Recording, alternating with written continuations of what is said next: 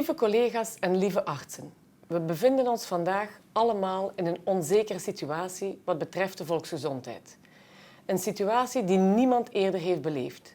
Sinds de carnavalvakantie heeft de kliniek haar crisiscel geactiveerd.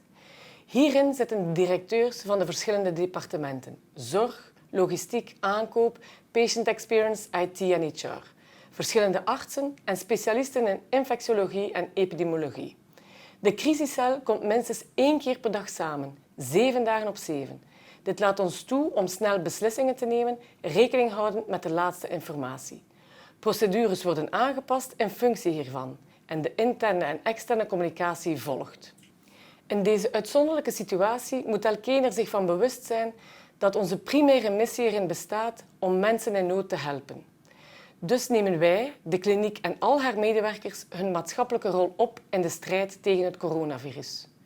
Wij doen er alles aan om onze patiënten en onze eigen mensen, ongeacht hun functie, te beschermen.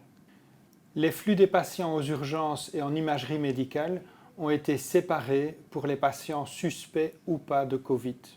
Pour l'ensemble de l'activité programmée, en consultation, salle d'op ou imagerie, chaque patient est contacté au moins 24 heures avant son rendez-vous pour discuter de l'utilité de celui-ci. Un système de téléconsultation est mis en place depuis ce jour.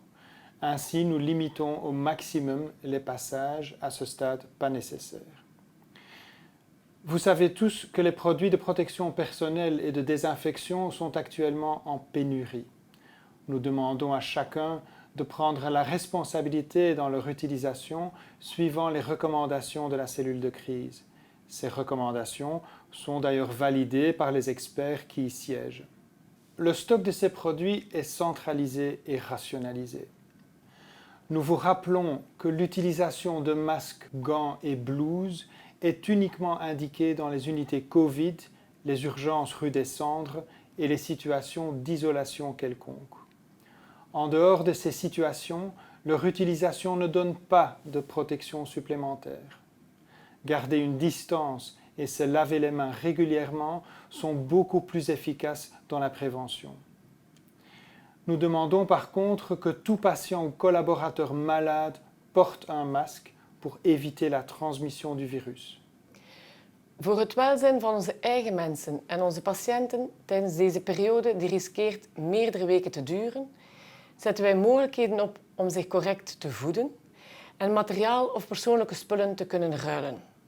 Om in contact te kunnen blijven met elkaar, stimuleren wij het gebruik van de nodige digitale communicatiemiddelen. Ook het team van onze psychologen heeft zich zo georganiseerd om er te zijn voor ons allen. Nous nous préparons tous pour une situation exceptionnelle dans laquelle nous serons confrontés à beaucoup de personnes contaminées. Le triage se fera de plus en plus sur base de la nécessité d'être hospitalisé ou pas. Nous ne pourrons pas assumer le dépistage pour rassurer tout le monde. Il est normal que cela fait peur à nous et à nos proches. We hebben allemaal tezamen al een opmerkelijke weg afgelegd.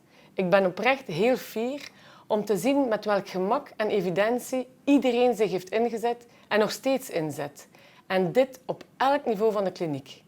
Ik hou eraan jullie allen van harte te bedanken voor het vele werk dat reeds is verzet en voor al het werk dat nog moet komen. Wij willen u vragen met aandrang de richtlijnen die dagelijks worden verspreid via de nieuwsletter goed op te volgen. Zorg ook goed voor elkaar. Iedereen gaat op zijn eigen manier om met deze crisis. Laten we elk dan ook respect tonen en tolerant zijn voor de verschillen van een ander. Ik heb er het volste vertrouwen in dat we er samen in zullen slagen om deze crisis het hoofd te bieden. Je vous embrasse très très fort. Bisous.